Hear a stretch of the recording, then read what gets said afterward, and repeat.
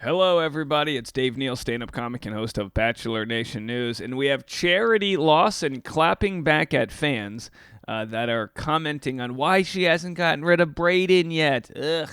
All right. Well, I'm ughing the fans, not her. Good for her. She's playing it perfectly as far as like not being mean, but kind of just being like, all right, why don't you go run around and play? This is what my mom used to say to us when we were kids if we were bored. She'd be like, just go, why don't you go play, run around the park? You know what I mean? Anyone else have an introverted mother? So we'll get into this story. By the way, I've been talking so much about my Tesla that I actually got a Tesla referral link. This isn't an ad, no ad here, but if you want, you can get $500 off if you do buy a Tesla. So I'll post a link below and you can do that, but it's on my link tree. Anyway, Charity says, are y'all tired commenting, messaging me for me to send Braden home yet? Go to work and respond to your emails. How funny is that? Don't you have taxes to do? Didn't you postpone your taxes this year? How about that second bedroom you said you were going to paint and you got all the dust piling up on top of the fan? Don't you have things to do? Your oven's dirty. You got that clothes that sits on the laundry that you might wear again, but you might not. It's in clothing purgatory. Don't you have things you need to do?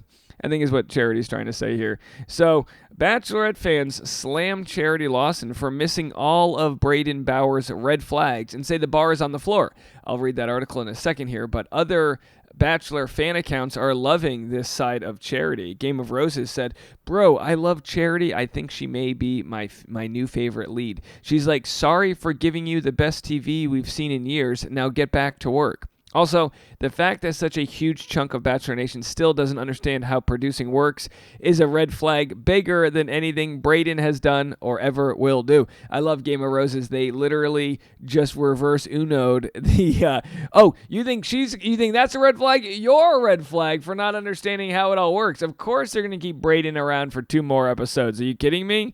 All right, so there she is. And by the way, when they say she's giving us the best TV we've seen in years, I'm not doubting that, but I'm asking you, do you think Charity's season is doing well not on a how many views it's getting, but is it a good season of the show? Because all that really matters now is, will the show course correct and actually start building back to what it used to be? I've told this to you in the past. I watch the show too closely. My eyes are right next to the show. I have a hard time seeing if the show's good or not. It's like if you look at a painting that close up, you can't even tell what you're looking at anymore. That's how I feel. So anyway, let's play a clip. See if we can have this connection. But I'm not going to lie to you. It's scary for me because you are dating other people, and you are connecting with other people. And okay, I don't understand what's wrong with that. He says, I'm not going to lie, it's scary to me. You're dating other people. And then she goes, well, didn't you know what you were signing up for? And it's like, yeah, I knew what I was signing up for, but I still have these feelings. And it's not a bad thing, but it's just like... It's like signing up for a cold plunge and then saying, oh my gosh, it's really cold in the water. Didn't you know what you were signing up for? Yeah, but my body and my limbic system still feels cold. So, I mean, that's the old ice bath analogy. I've had a relationship where I was cheated on and I was so invalidated, I was so put down, so small, when you have someone hurt you and then, essentially smile on your face. I don't ever want to experience that again, and it all sounds fair to me. And I have people commenting left and right, Dave, you have the wrong take. He's actually super toxic. Someone even said he threw a baseball at Charity's head. And it's like, all right, calm down. Super toxic. I mean, and don't get me wrong, I get it. Red flags aren't cancelable. A red flag isn't so-and-so's a huge predator. A red flag just like slightly thin, like, if there's like a little red buoy in the ocean, it doesn't mean don't go there. There might be a rock under the waters. We just don't know. It's like a double black diamond on the ski, hey, watch out. There might be an avalanche, but probably not. Red flags aren't horrible, and people can fix their red flags. Am I apologizing for Braden? No, I'm just saying, look, she's in her mid-20s. He's in his mid-20s. Let's not pretend like they're all perfect people here, right? So anyway, we had there's some photos there. Let's see. Because it all came down to what Aaron said here. I don't feel like I need to do this to increase my chances with you. I know our chances are strong, but I just need to tell you about Braden, Aaron said to Charity. He is not ready for an engagement. He is very unsure of you. They've known each other for 3 days. He's been very vocal around the house about just not wanting to be here, not wanting to be with someone that's dated 20 of his friends.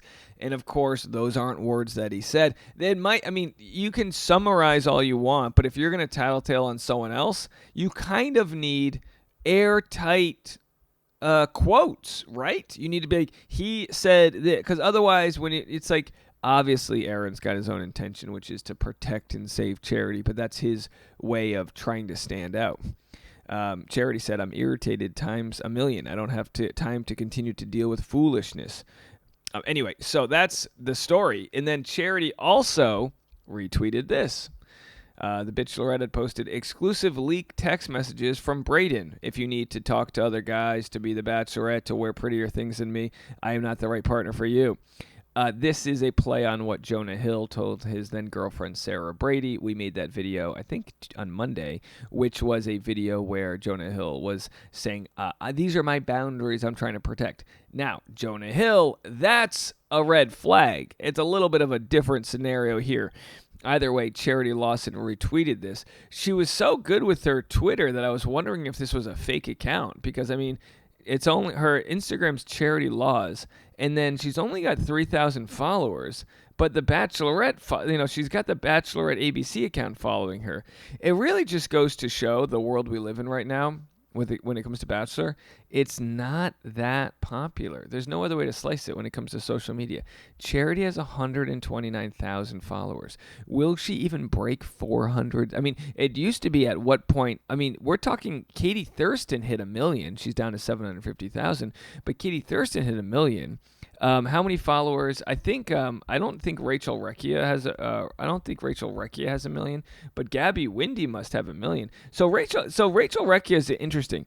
She has 530,000 followers, whereas Gabby Windy is probably at 1 million. But Gabby also did Dancing with the Stars, which is probably more popular, and she's also been tied into the Jersey Shore audience and this and that. So, anyway, the point being is that it's wild how quickly social media can come and go when it comes to the show. We're looking at Twitter actually kind of dying almost because of Threads, Instagram and Facebook's new thing, Threads, new social media platform, which has 100 million subscribers, which essentially was just, all you had to do was hit a button for your Instagram to then move over to Threads. Who knows if Threads is still popular?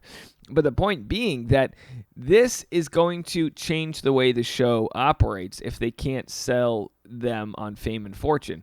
If you look at someone like Braden, I don't even know if we can find Braden here. His friend said that he wasn't there for the wrong reason, Braden Bowers official, and he doesn't have a big following. He's only got 7,000 followers. So, I tend to believe his friend who says, look, he's not here for the wrong reasons because he's not trying to grow his Instagram. So anyway, on May 7th, 2023 marks the official end of a big chapter in my life, says Braden. I consider myself privileged to have been a part of something so much bigger than myself, and I'm so grateful for all the opportunities it has afforded me. Swipe to see the celebration. So he was in the military. There he is in the military. Look, this isn't like you can have red flags and also respect someone for their service. I just think, with all of the talk of Braden being this horrible, toxic guy and this and that, water it down Dave here, but I just feel like he's not that bad. He's definitely not as bad as whatever edit they're giving him, because if he was worse, they would have aired it. They're going to try to use whatever they have. Is this the best they've got? Is this the best they've got on Braden? Being slightly unsure?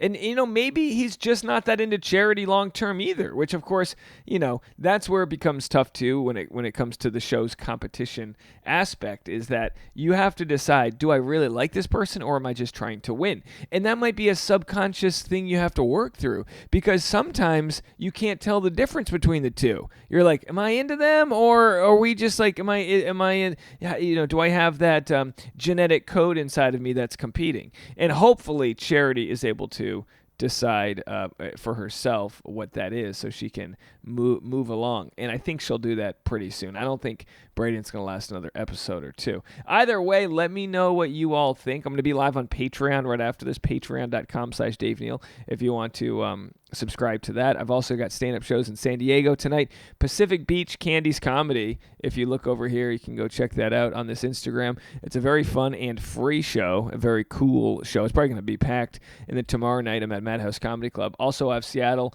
August 24th coming up, the Tickets are available on my Linktree, linktree.com/Dave Neal. There'll be a link in the comment section for that.